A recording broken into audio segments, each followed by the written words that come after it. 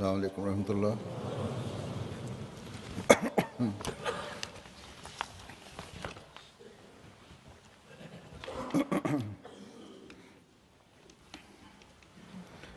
أشهد أن لا إله إلا الله وحده لا شريك له وأشهد أن محمدًا عبده ورسوله أما بعد فأعوذ بالله من الشيطان الرجيم بسم الله الرحمن الرحيم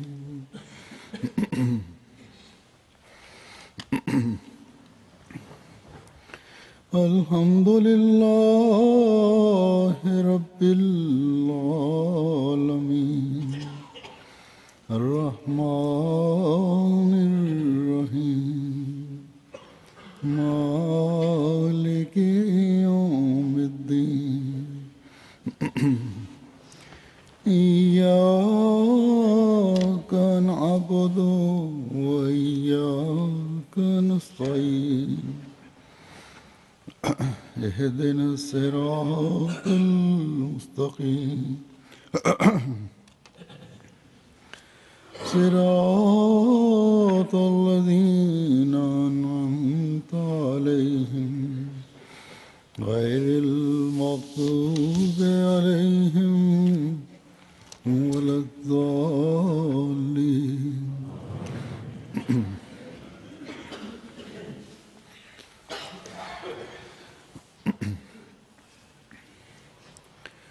सूरह फातिहा एक ऐसी सूरत है जिसे हम हर नमाज में पढ़ते हैं.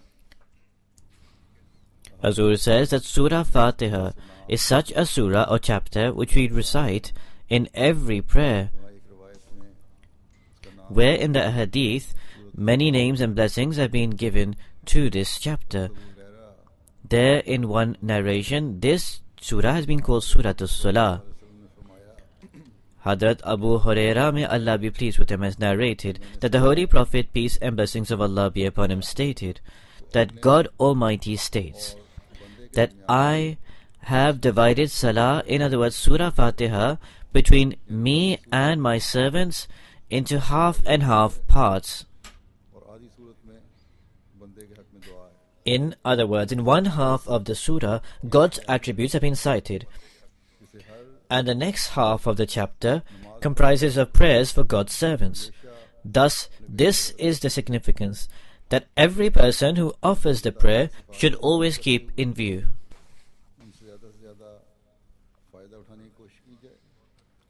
Whilst on the one hand one reflects deeply upon the attributes of God, he should also make the maximum efforts to derive benefit from them.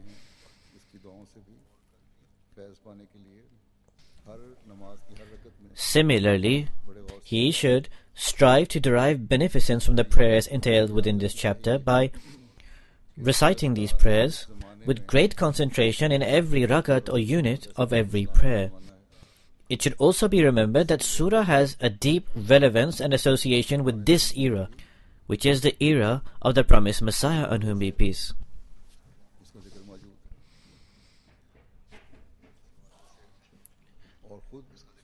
The ancient scriptures have also cited this with this reference. And even within the subject matter of Surah Fatiha itself, indicates towards a time the promised Messiah, on whom be peace, including the blessings and the attainment of the blessings, and also the evils and the means of safeguarding from evil and misguidance. In this respect, this should hold vast importance for Muslims today. However, unfortunately, the Muslim ulama or the Muslim clergy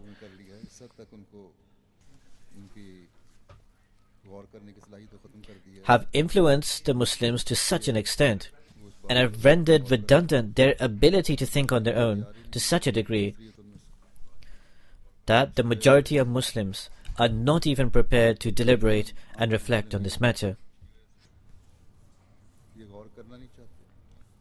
लेकिन अल्लाह ताला की फजल से Due to this, generally the majority of Muslims do not want to reflect upon this.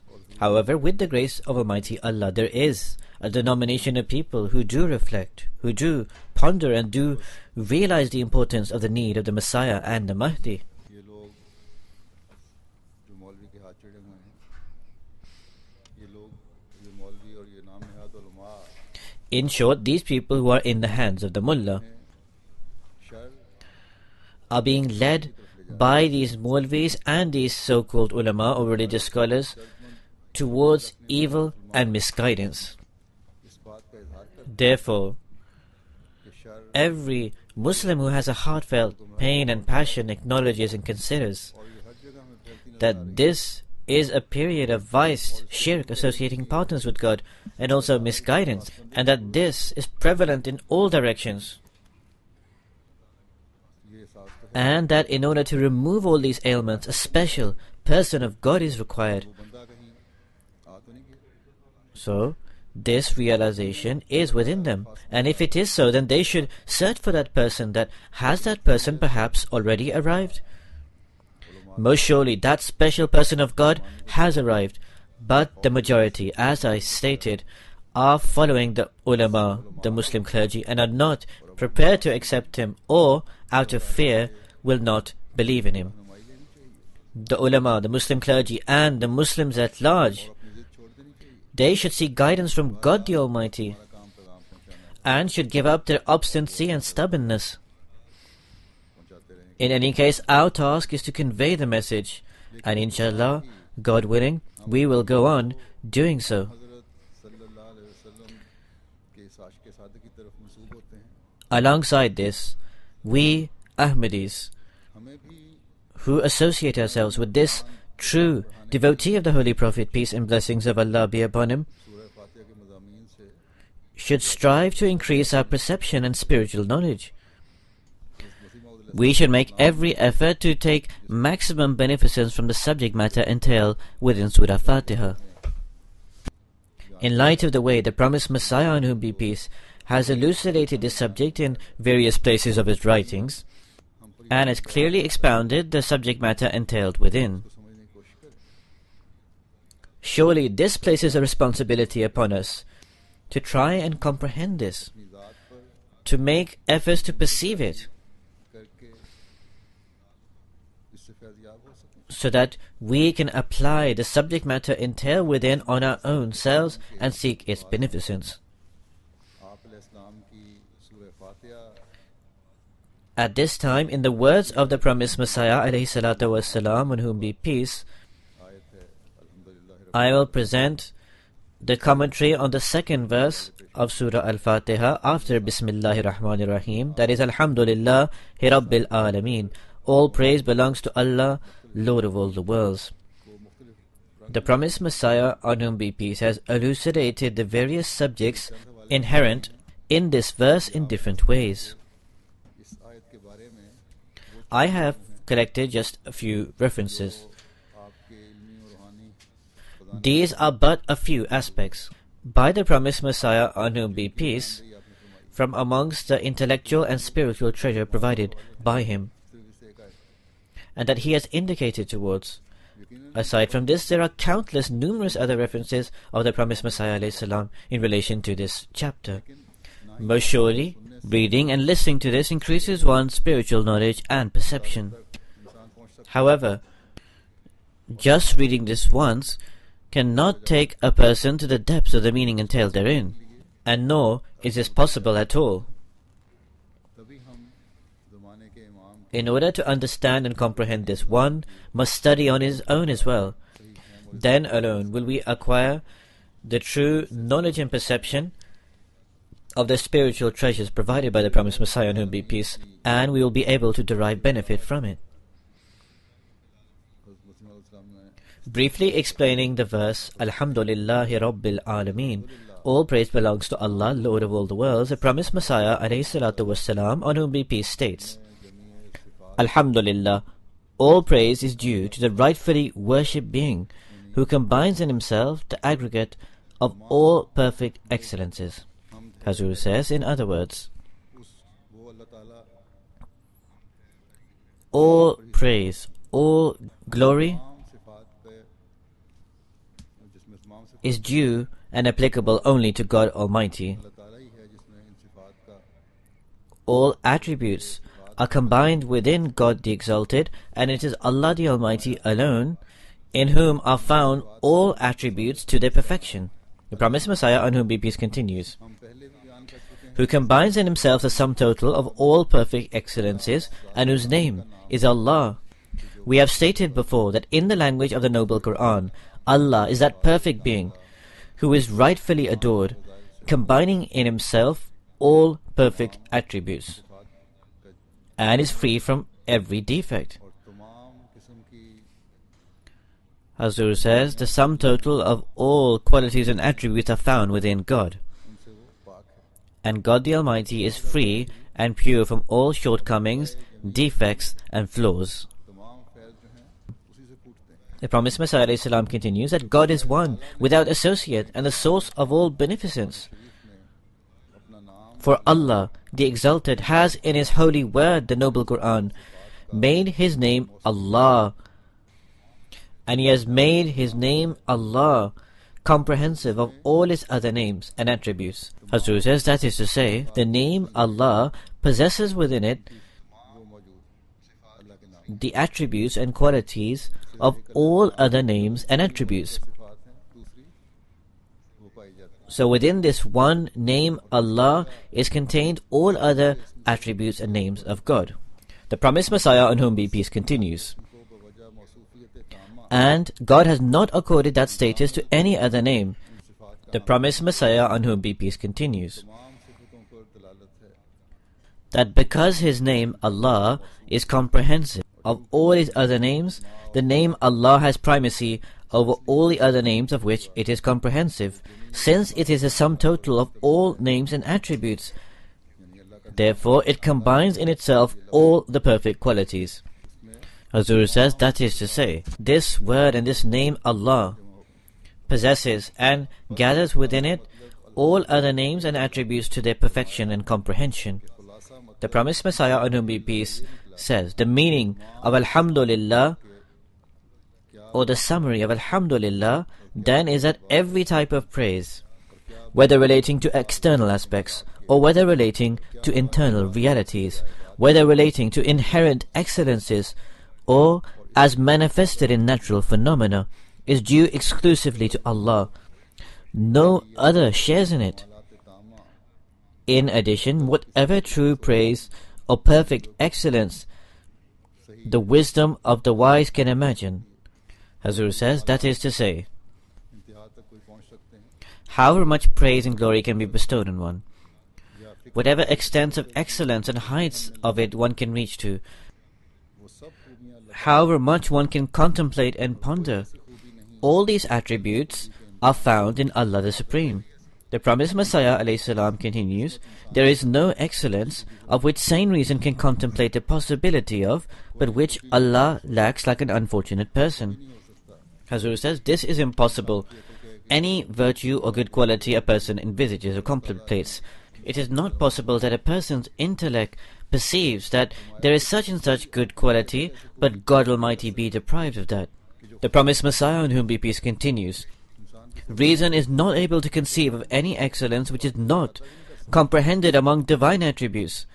Hazur says that man's contemplation and thought process is limited. He cannot envisage or reach to those extents of the divine attributes. The promised Messiah continues, God has all the excellences that one can imagine, and God is perfect in His being, in His attributes, and in His qualities in every respect, and He is totally free from every defect and shortcoming. Hazur says that this is why the Holy Prophet ﷺ has taught us this prayer, in which he prayed, उनकी भी खैर चाहता हूँ और जो मेरे इल्म में नहीं उनकी भी खैर चाहता हूँ that I seek the good of those attributes of God Almighty that I am aware of, and also I seek the good from those attributes of God Almighty that I have no knowledge of.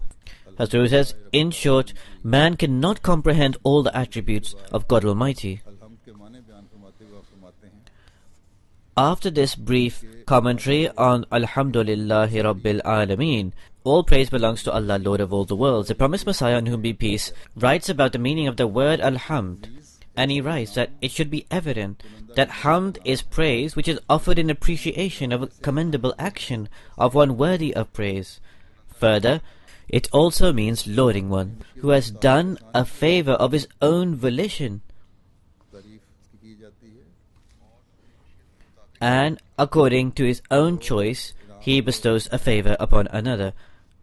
Hazur says, उसकी तारीफ की जाती है he is praised अपने इरादे से नाम दिया who confers a favor upon another, मशीयत के मुताबिक मशीयत दूसरे खुद and who does so of his own volition and intention, के मुताबिक एहसान किया हो और हकीकत हम and in accordance with the will of Allah the Almighty, because it is always the will of Allah the Almighty that operates, and in accordance with that, He bestows a favor upon another. The promised Messiah continues, the true reality of hamd is a due only of the being who is the source of all grace and light, ना के and from whom all beneficences sprout, सब कुछ and He exercises beneficence deliberately, करते हुए फिर एहसान करते and not in ignorance or under compulsion. या किसी मजबूरी की वजह से नहीं Hazur says, God Almighty, knowingly, having full knowledge and comprehension, bestows His favor upon another, not out of obligation and not in ignorance. The promised Messiah continues that this meaning of hamd is found only in Allah, the All-Knowing, the All-Seeing. Indeed, He alone is a true benefactor, and from Him proceed all benefits from the beginning to the end, and for Him is all glorification and praise, in this world and in the hereafter, and all hamd, or all praise that is bestowed on others other than Him reverts to Him. Hazur says, in other words, when anyone else other than God is praised, अल्लाह ताला की that also is due to Allah Himself. और सिफात की वजह से की जाती When anyone other than God is praised or glorified, है किसी अच्छे काम की वजह से की जाती that is due to the attributes of Allah the Almighty. है सिफात का It is due to those excellences, those good deeds अल्लाह ताला के रहीमियत या रहमानियत ने that a person performs, embedding the reflection of Allah within him, अपना असर डालते हुए or due to the rahimiyat or rahmaniyat, the mercy or the grace of Allah the Exalted. इसका That has an effect and an impact on a person and allows him and enables him to be of some kind of help to another, and then in turn that enables that person to be praised. अल्लाह ताला की दी In short, the foundation of everything, of any person who carries any act out in the world, is the God-given ability given to that person. बारे में मज़ीद फरमाते हैं Therefore, all praise eventually reverts back to God the Exalted. Sahib इक़्तिदार शरीफ हस्ती के अच्छे कामों The promised Messiah ﷺ says further regarding this, that hamd is the verbal praise which is offered to honor a mighty and noble being for his acts of beneficence. Perfect praise is the exclusive prerogative of the Lord of Majesty. The ultimate goal of every kind of praise or glorification, be it in a small or a large measure, is our Lord, who guides the misguided and exalts the lowly, who is the object of praise of all those who are praiseworthy. Hazur says, that is, all those who are praiseworthy are engaged in the praise of God. As I mentioned, everything reverts back to the Lord. जब गुमराहों को हिदायत देता है तो नतीजतन The promised Messiah, in whom be peace, says, God guides the misguided. Hazur says that when the misguided are guided by God, he who is guided as a result will submit to God and praise Him. जैसे कि अम्बिया के मुखालिफ In the eyes of the world, those who are disgraced and lowly are granted respect by Allah the Almighty, as is the way of the opponents of the Anbiya, the prophets. They say at a glance, we see your followers as disgraced and lowly persons, but God the Exalted at a time transforms their predicament, and those who are Pharaoh-like beg for their life. Those very chiefs of Makkah were begging for the peace of their life. In turn, this focuses the attention of a mu'min or a true believer towards real hamd and gives him the perception of it. जो आजकल समझते हैं कि ये जलील हैं जमात अहमदिया के हकीकत Similarly, in the current times, people who believe that we are disgraced people, that Jamaat Ahmadiyya is insignificant and holds no value, that we are lowly people and claim that we will do such and such with you. God Almighty is alongside displaying the manifestation of His power, there will come a time when these people will finish.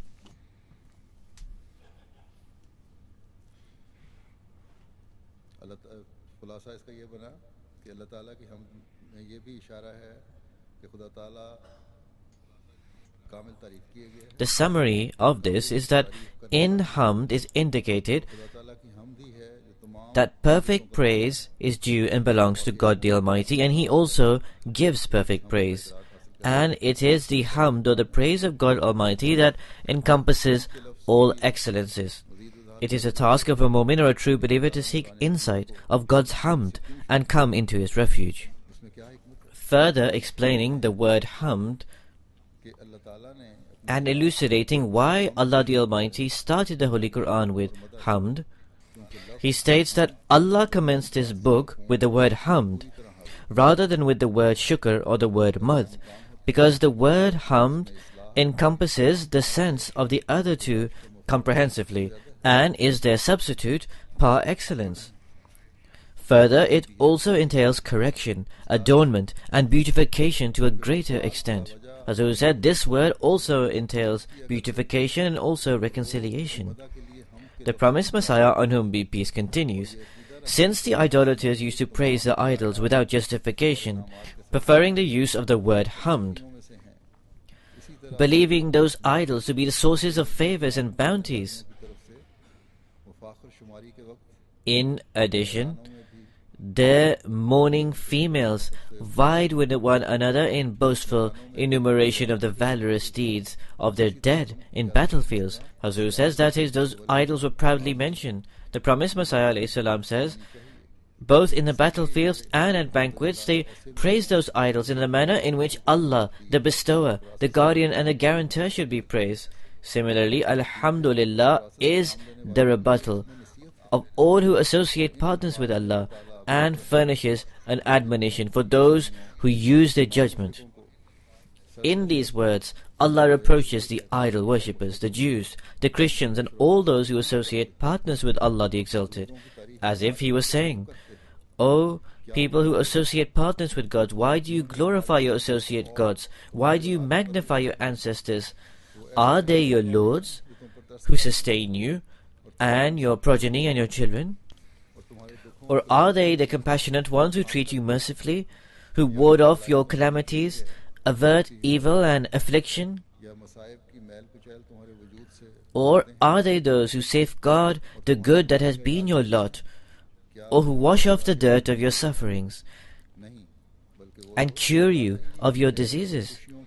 Or are they the lords of the Day of Judgment? Nay, Allah alone sustains and shows mercy by granting happiness in full measure, and by the grant of means of guidance, and by answering prayers, and by deliverance from enemies.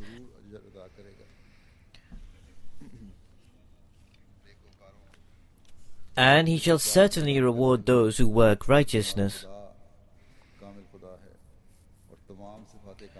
Then the promised Messiah, on whom be peace, explaining the fact that our Lord is a perfect being, and that all attributes and all praise are found comprehensively and perfectly within God the Exalted. He states that in Alhamdulillah is also indicated.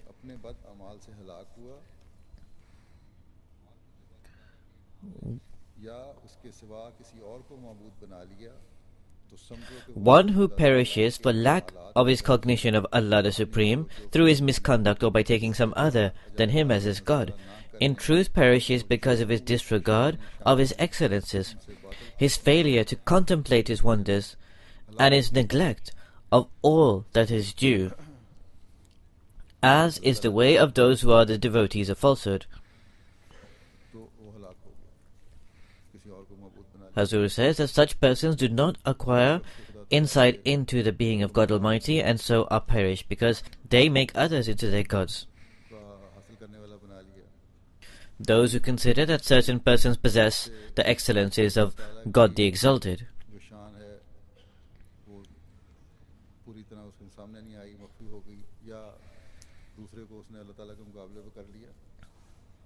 or who do not fully perceive the glory of God Almighty, or it is concealed from them, or who place others on the same station as Allah the Almighty, will be perished. उन्हें तौहीद की दावत दी गई तो उन्हें इसी बीमारी ने हलाक किया. The promised Messiah, on whom be peace, states, "Have you not considered that the Christians were invited to the unity of God?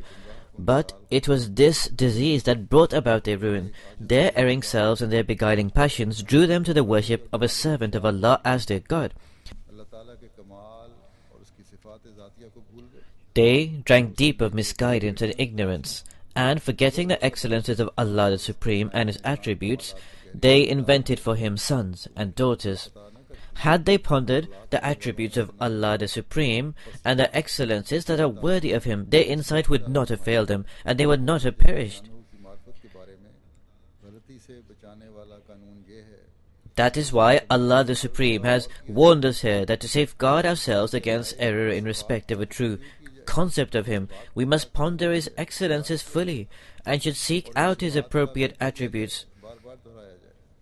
Hazur says, in other words, His attributes should be discerned and true insight of them should be gained. And the promised Messiah continues that we should remind ourselves constantly of them, for they are far superior to every material gift and far more helpful than every kind of succor. सखावत का तस्वुर किया जाए. We should reflect particularly over those attributes of His which have been manifested in His works, that is to say, His might, His power, His dominance and His bountifulness. Then be mindful of it and neglect it not. Be sure that all Rububiyat or providence belongs to Allah, and all Rahmaniyat or grace belongs to Allah, and all Rahimiyat or mercy belongs to Allah, and all sovereignty belongs to Allah on the Day of Judgment.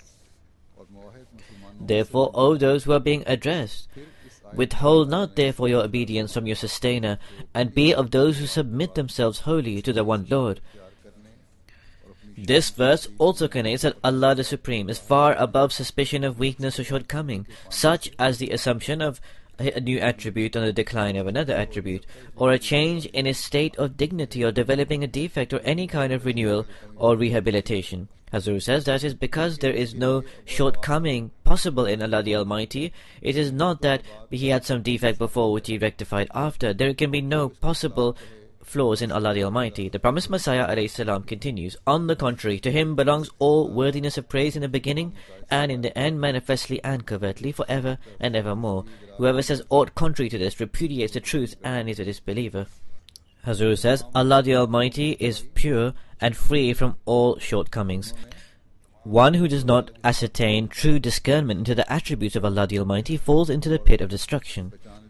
Earlier people were destroyed because they did not recognize the divine attributes and fell into carrying out shirk, associating partners with God, or if they did recognize it initially, they forgot it after.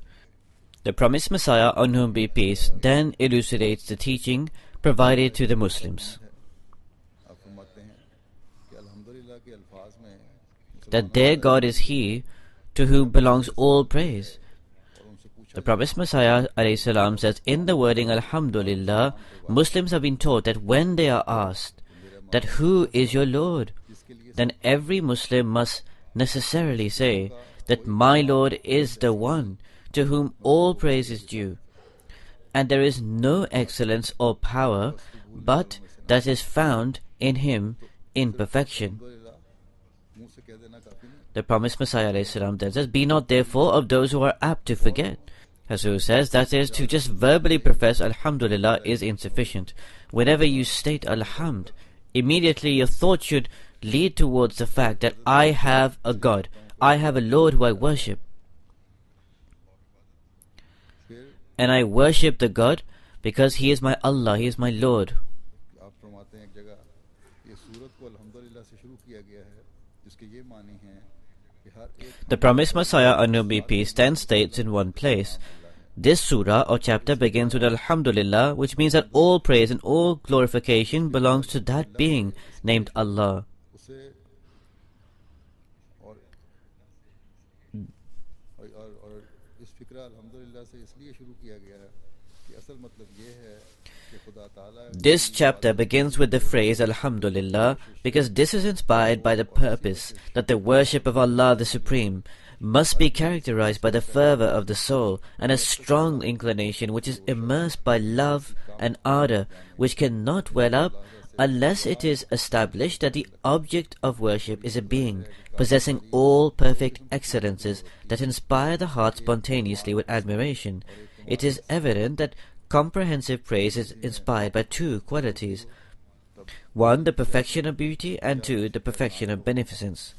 Hazur says either one is praised due to their beauty, or one is praised due to their beneficence or the favor they confer to another. The promised Messiah ﷺ continues thus that if a being combines both these excellences, the heart melts and yearns for him with fervent devotion. The Holy Quran aims at impressing these two excellences of the Supreme Being upon the seekers of the truth, so that mankind may be drawn to that peerless and unique being, and worship him with fervent devotion and yearning. That is why in the very opening chapter this charming description has been set forth to demonstrate the wonderful excellences of the Divine Being, to whom the Quran invites mankind. Thus this surah begins with Alhamdulillah, which means all praise belongs to the being called Allah.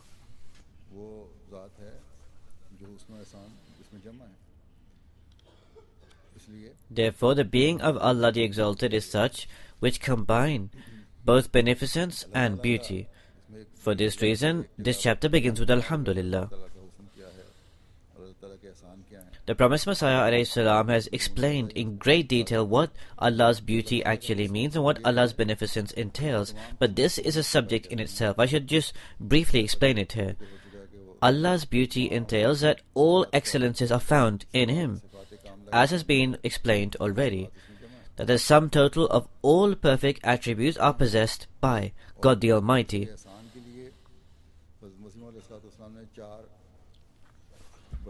Regarding His beneficence, the promised Messiah, on whom be peace, has expounded four major principles. I will briefly relate these. The first beneficence of God is that He is Rabb, Lord. That is, He creates and then He takes those creatures to the highest point of the station of their creation, and in this way He sustains. His second beneficence is His quality of Rahmaniyat, of graciousness, by virtue of which He grants capacities to every living thing and makes arrangements for their survival according to their necessities. Among these, mankind has been given the largest share. His third beneficence is His quality of Rahimiyat, of mercifulness, through which He accepts prayers and also Amal Salihah, righteous deeds, and keeps one protected from calamities. His fourth beneficence is that He is Malikiyat Yawmiddin, the master of the Day of Judgment, by virtue of which He dispenses His grace and dispenses it as He pleases and as much as He pleases. He grants fruits to people's actions, but that is granted purely through Allah's grace.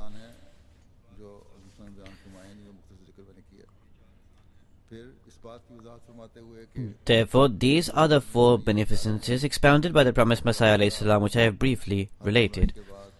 Next, the promised Messiah, on whom be peace, writes that in the term Rabbul Alameen is the indication that God the Almighty brings about a period of guidance after a phase of misguidance. So he writes that God the Almighty in the word Rabbul Alameen indicates that He is a creator of everything, and all that is in the heavens and the earth are created by Him.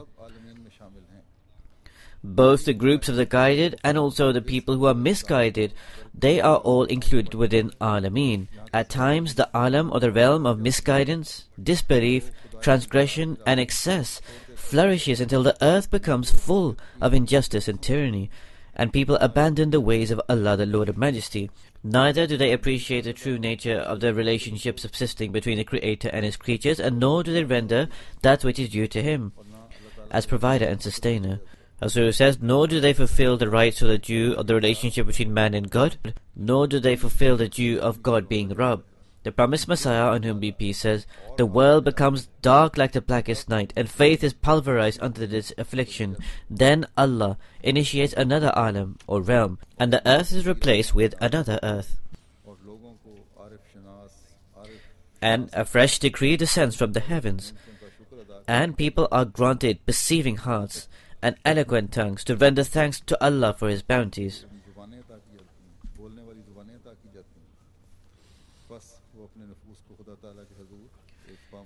Hazur says, they are given tongues to speak. So the promised Messiah ﷺ says, then they make themselves lowly like frequented paths before the Lord of greatness, and run to Him in fear and hope.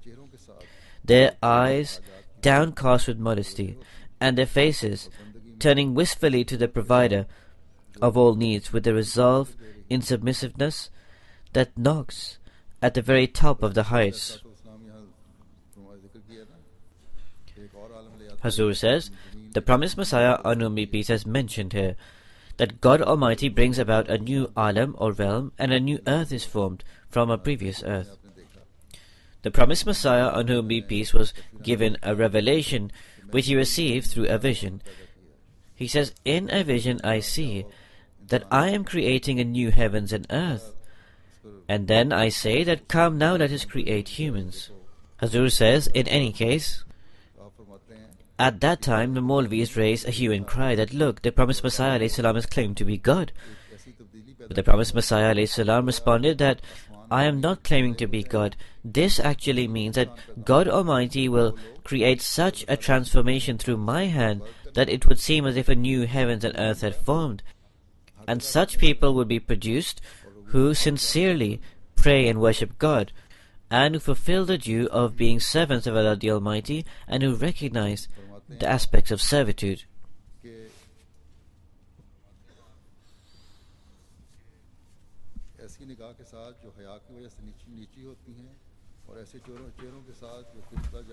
The promised Messiah, on whom be peace, states that their eyes are downcast with modesty, and their faces turning wistfully to the provider of all needs, with a resolve in submissiveness that knocks at the very top of the heights.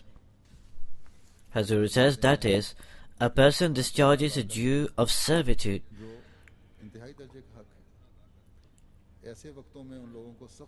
to the maximum and highest degree possible.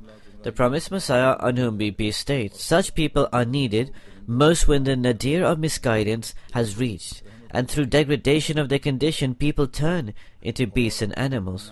It is at this moment that divine mercy and His eternal favor urge that a person be raised in heaven who should dispel darkness and demolish that which Satan has built and raised up. It is then that the gracious Lord sends an Imam to fight the armies of Satan. Hazur says, as I stated, that the promised Messiah ﷺ received a revelation through a vision. The promised Messiah continues, both these forces join battle.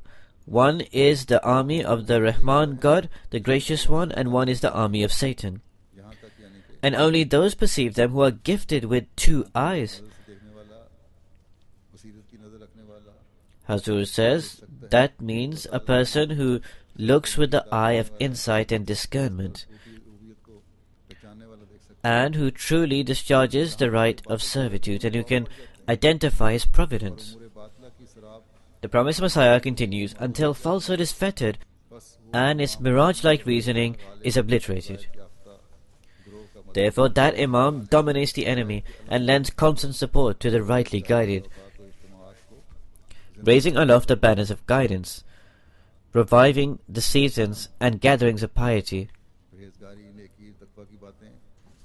Hazur says they spend greater time on speaking about piety and righteousness. There are such gatherings where God the Almighty is remembered, and people discuss worship, and the attributes of Allah the Almighty are discussed.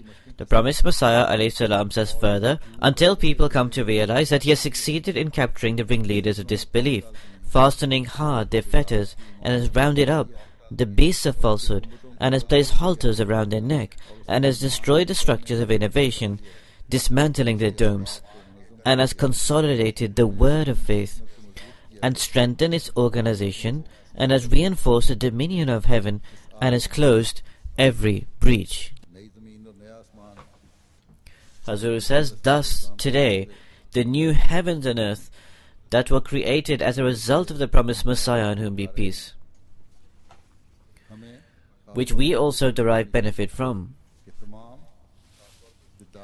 We need to give special attention towards the fact that we need to shun all harmful innovations.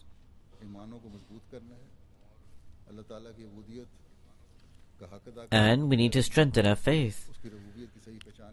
We need to discharge the due of servitude to God Almighty. We need to recognize His providence. Then alone can we derive beneficence from this new heavens and earth. Next, the promised Messiah, on whom be peace, elucidates, when a person truly recognizes his Rabb, his Lord, and he establishes the high standards of worship, he then ascertains the insight and discernment of Rabbul Alameen, Lord of all the worlds, that makes him distinguished from others. The promised Messiah ﷺ says in this regard that Allah the Holiest has indicated in the words Rabbul Alameen, Lord of all the worlds, that He is the Khaliq, the creator of everything, and that all praises Him alone in the heavens and the earth, and that His praise is celebrated constantly by His servants, who are ever occupied with His remembrance. There is not a thing but that celebrates His praise and glorifies Him at all times. When one of His servants discards his own desires, is emptied of his passions, is wholly centered in Allah, His ways and His worship, and knows his Lord, who nurtured him by His favor, and he glorifies Him all the time, and he loves Him with all his heart, in fact even with all the particles of his body does he love Him, then that person becomes an alim, a realm from amongst the alameen. Then the promised Messiah ﷺ has given examples of this and says, from amongst the alameen, the realms, is one alam or realm was in which the advent of the Holy Prophet ﷺ took place. Then he gave the example of his own era, that Allah the Almighty, displaying mercy upon His people, created another group, who were the group of the promised Messiah, on whom be peace. Therefore, when we associate ourselves with this group of the promised Messiah, on whom be peace, in order to become a part of this alameen, we should focus our preferences solely for the sake of Allah the Almighty, and we need to make efforts to this effect, so that we can derive beneficence from Rabbul Alameen.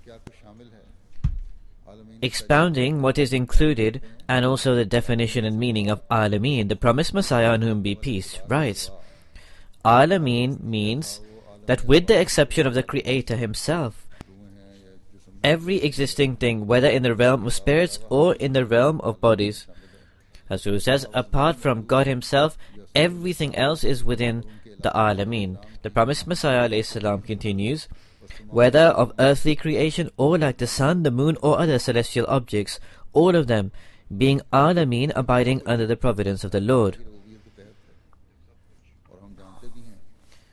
Therefore, when everything is under the Rububiyyat or the providence of Allah the Almighty, and when we are aware that God the Exalted nurtures and sustains all the realms or all the worlds, yet still there comes times when a person considers other persons their gods or their Rabbs.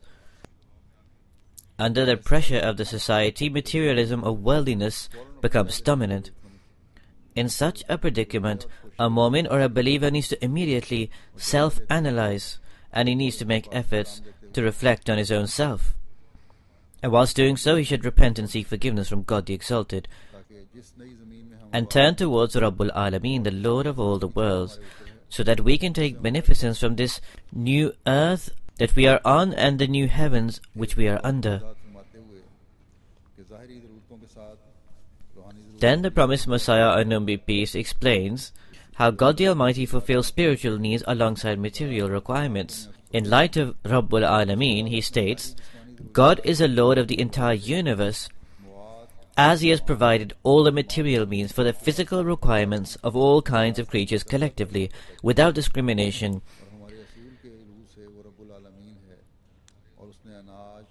As He is the Rabbul Alameen, the Lord of all the worlds, and He has created the food grains, air, water, light and other things.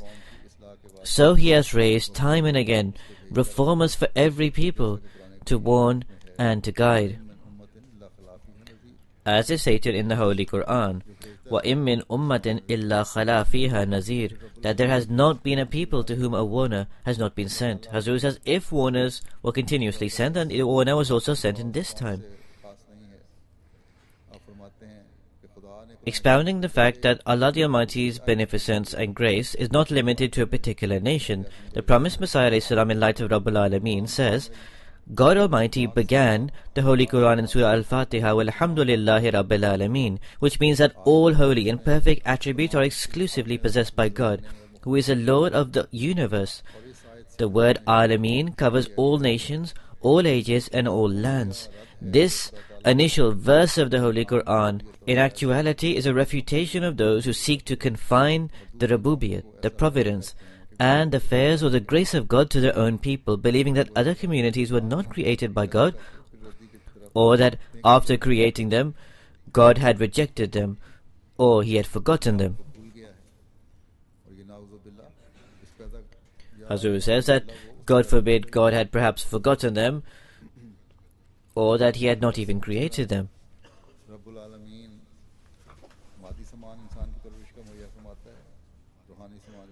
So in the manner that the Rabbul Alameen caters for the material requirements of man, He also facilitates the spiritual well-being. He who rejects this is actually rejecting the attribute of Rububiyyat, the providence of Allah the Almighty.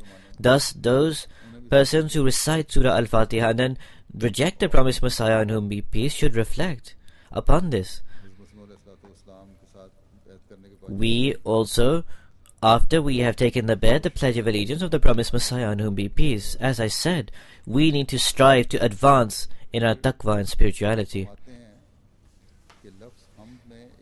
The promised Messiah, on whom be peace, then states, there is yet another indication in the word hamd, and that is that Allah the Exalted and Lord of Blessings says, O my servants, know me through my attributes, and recognize me through my excellences. I certainly do not suffer from any defect or shortcoming. No, my praiseworthiness far exceeds the highest limits of praise rendered by those who praise me. You will not find in the heavens or in the earth any praiseworthy feature that is not to be found in my countenance. If you tried to count my excellences, you would not be able to number them. Even if you exerted yourselves hard and took pains like one dedicated.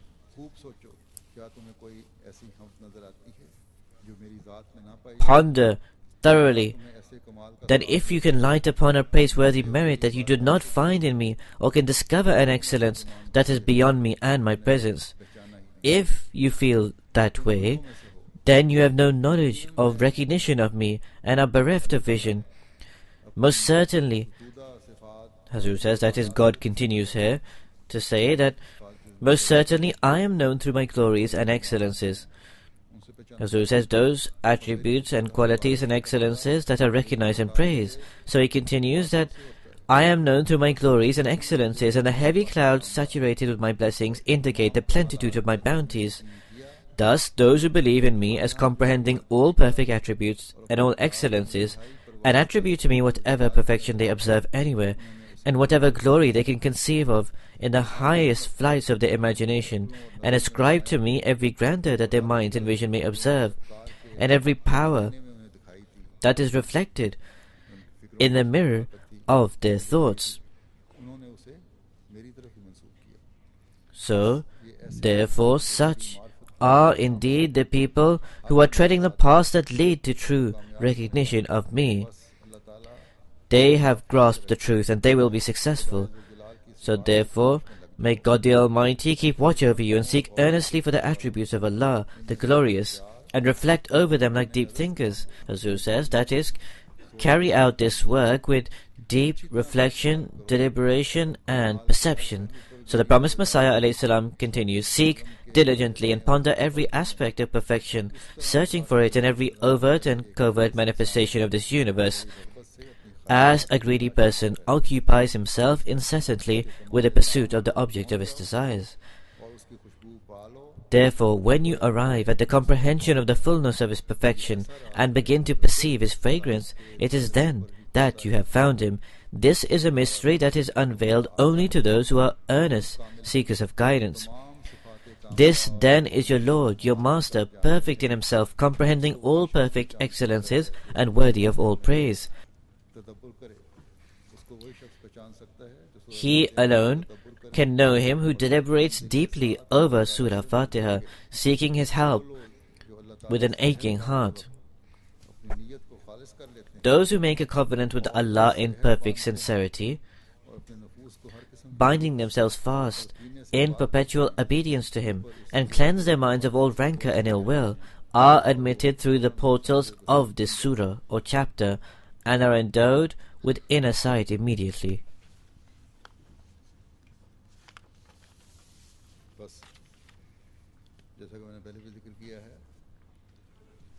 Hazur says, as I stated earlier also, after taking the bet, the pledge of allegiance of the promised Messiah on whom be peace, this is a station that we should always endeavor to search for, and we need to reach this station.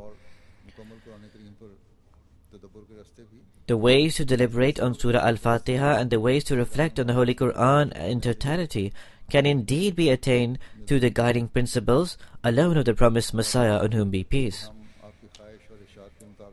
May Allah the Almighty enable us to attain the insight of divine attributes in accordance with the wishes of the promised Messiah on whom be peace, so that we may mold our lives in line with God's commandments. Today, after the Friday prayers, I will lead 2 funeral prayers in absentia. The first funeral is of Mukarrama Fatah Begum Sahiba. She is the wife of the late Maulana Ahmad Khan Naseem Sahib, who is the additional Nazir Islah Rashad in the Muqami Rabwa. Mukarram Ahmad Khan Naseem Sahib has passed away, but this is his wife, who passed away on 4th February. Inna lillahi wa inna ilayhi raji'un. Surely to Allah we belong, and to him we shall return. She was very pious, regular in offering the prayers, one who resembled taqwa and who was also devoted. She would regularly recite the Holy Quran. As I've stated, her husband Maulana Ahmad Khan Naseem Sahib was the additional Nazir Islah Rashad Muqami in Rabwa. This normally covered the villages or districts, or those areas which mostly comprise the villages. Because District Jang and Sargodha are near to Rabwa, Ahmadis often from there would come to Rabwa, and they would consider the house of Maulana Ahmad Khan Naseem Sahib as their own home. His son has written that at times, delegations consisting of 50 men and women would arrive and stay in their home, and Maulana Ahmad Khan Naseem Sahib would very graciously provide hospitality for them. They would come without notice. As you are aware, in our society, especially people of the villages, come without notice in this manner. He would provide their food and hospitality. He would never show any hint of complaint on his face when they came. Even after he passed away, because they had established a link with those people, they maintained that link, and those people continued to stay in their house. This lady would take care of the poor people. She never took anything from her children, but she would always inculcate to them that give to poor people. Whatever income or money came into her possession, she would distribute amongst the poor people and the orphans. It is said that poor people would regularly come to her house. People would also come to her to share their griefs. The most significant quality she possessed was that she had an extremely sincere and devoted and loyal connection with Khilafat, and she always inculcated her children to be loyal to Khilafat and embedded love for Khilafat within them. She was also a Musia. May Allah the Almighty elevate her rank. She leaves behind 3 daughters and 2 sons. बेटे इनके पास थे मुकर्रम One of her sons was with her, दो बेटे इनके बाहर हैं मुकर्रम नासिर परवाजी साहब and two of her sons were abroad. Naseem Mehdi साहब Mukarram Nasir Parvazi Sahib is one, and Naseem Mahdi Sahib is the other, who is a missionary of ours in the USA.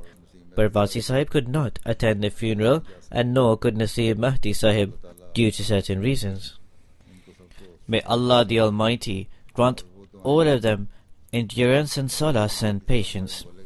Naseem Mahdi Sahib is our Murabbi Silsila, that is our missionary. वालदा की दुआएं बड़ी काम Certainly the prayers of his mother proved beneficial for him in the field.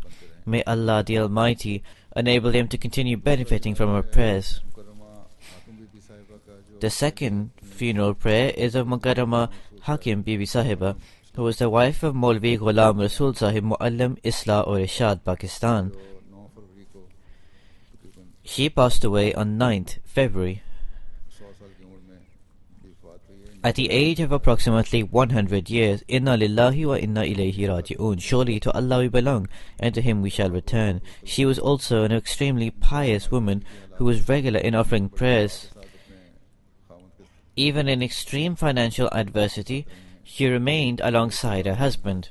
She possessed a great degree of self-respect. माली तंगी की हालत में भी Even in dire financial circumstances, she never asked for money. कोशिश करती थी She would wear good and decent clothes, and she would try as much as possible to live off a small amount. रही हैं For 28 years she remained in Rasul Nagar. जमातों का centre था और मरकजी मेहमान भी वहाँ जाया करते थे दूसरे मेहमान And Markazi or central guests also used to come and stay there. Her house was used as a guest house, and she would provide hospitality to them with an open heart. बच्चे और औरतें घर में थे कोई In the disorder of 1974, there were only women left in the home as the men had gone away. बैठकर She would spend the entire night sitting upon the balcony, using whatever weapon was available in the home, and then perform the work of guard duty. जमात की गैरत दीन की गैरत का जज्बा भी इनमें बड़ा था She also had a great passion for the honor and sanctity of the faith. इनके घर के बाहर Once some people schemed that outside her home was written Ahmadiyya Library on a banner or a board, that this should be removed. There was also an extract of the promised Messiah alayhi salam upon this. So she replied that this will remain intact. We will not remove this out of fear of anyone. लजना की सदर और secretary लजना के तौर पर उन्होंने Similarly, she worked as Sadr Lajna and also the Secretary Lajna from 1947 to 1975. She would teach both Ahmadi and non-Ahmadi children the Holy Quran. She would especially inculcate to keep a strong link with the system of Khilafat. इनके बेटे 3 बेटे और 3 बेटे हैं हाँ 2 बेटियां हैं She leaves behind 2 daughters and 3 sons. हमारे One of her sons Muzaffar साहब हैं जो is our Waqf Zindagi life devotee Mubarak Ahmed Zafar Sahib, who is an additional Wakil al-Mal here in London. The second is Mubashir Ahmed Zafar Sahib, who is also a Waqf Zindagi. He dedicated his life after his service. May Allah the Almighty grant solace, endurance and patience to all of them, and also elevate the rank of the deceased. As I stated, I will lead the funeral prayers and abstentia after the Friday prayers. Alhamdulillah nahmaduhu wa nasta'inuhu wa nastaghfiruhu wa nu'minu bihi wa natawakkalu alayhi wa na'udhu billahi min shururi anfusina wa min sayyiati a'malina. من يهده الله فلا مضل له ومن يضلله فلا هادي له ونشهد أن لا إله إلا الله ونشهد أن محمدا عبده ورسوله. عباد الله رحمكم الله إن الله يأمر بالعدل والإحسان وإيتاء ذي القربى وينهى